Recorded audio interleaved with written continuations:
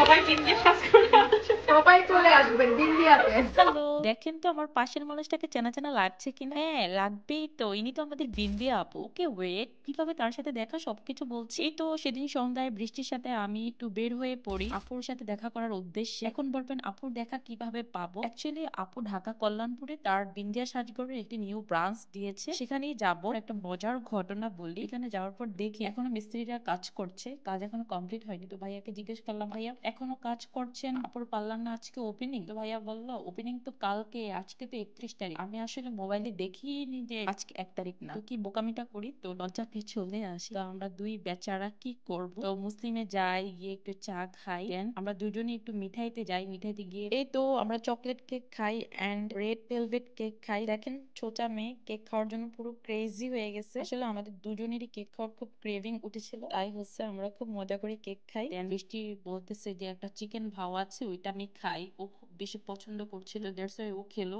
আমি এটা কখনো খাইনি আর আমার মুখে দিয়ে টেস্টও ভালো লাগেনি, দেন আমি আর খাইনি। দেন আমি আর বৃষ্টি চলে আসি আমাদের কল্যাণপুরের ফেমাস মামার দোকানে ফুচকা খেতে। দেন এই তো দুই বান্ধবী ফুচকা খেয়ে তারপর একটু মুড সুইং হচ্ছিল, ভাবলাম চলো একটু ফ্রেশ বাতাসে ঘোরাঘুরি করি। দেন চলে যাই কল্যাণপুরের গার্লস স্কুলের বালুর মাঠে। এখানে আমরা অনেক বসে গল্প করি, আড্ডা দিই। অনেক আন্টিরা দেখলাম যে সেখানে বসে আছে, তাদের সাথে গল্প আড্ডা দিই। দেন চলে আসি বৃষ্টির বাসায়। ওর বাসা হচ্ছে 4 তলায় আর আমার বাসা হচ্ছে 9 তলায়। তো এই তো দেখেন লিফটের কাছে দুজন মিলে কি দুষ্টামিটাই করছিলাম। যাই হোক, দেন হচ্ছে বৃষ্টির বাসায় আসি, অনেকক্ষণ বসে বসে দুজন গল্প করি। দেন এখানে একটা বিড়াল আমাকে দেখে ডাকাডাকি করছিল, ওকে দেখে খুব মায়া হচ্ছিল। দেন বৃষ্টির বাসা থেকে একটা বিস্কিট নিয়ে ওকে সিঁড়িতে দিচ্ছিলাম, বাট ও বিস্কিট বাদ দিয়ে ও আমার পিছুই নিচ্ছিল। ও আমাকে খুব পছন্দ করেছে। বিড়ালটা আমাদের ফ্ল্যাটের এখানেই থাকে, মাঝে মধ্যেই দেখি। যাই হোক, বাসায় আসার পর দেখি আমার প্রিয় হাজবেন্ড মিষ্টি অর্ডার করেছে রেস্টিটির থেকে। তো যাই হোক, মিষ্টি খেলাম। এই তো পরদিন আবার বিকেলের দিকে রেডি হয়ে গেলাম আপুর পার্লারে যাওয়ার জন্য। আরেকটা মজার ঘটনা শেয়ার করি। আমি হচ্ছে যে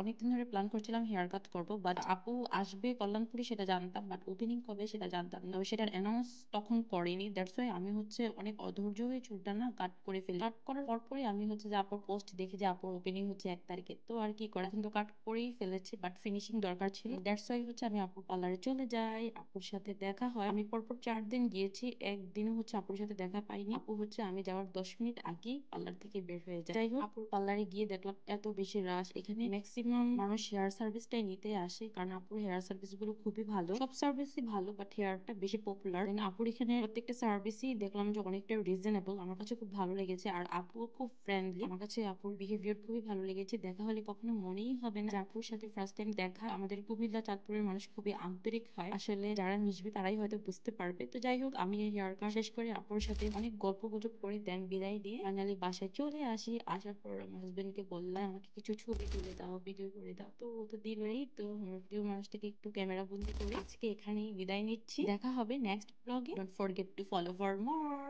সিজন। বাই।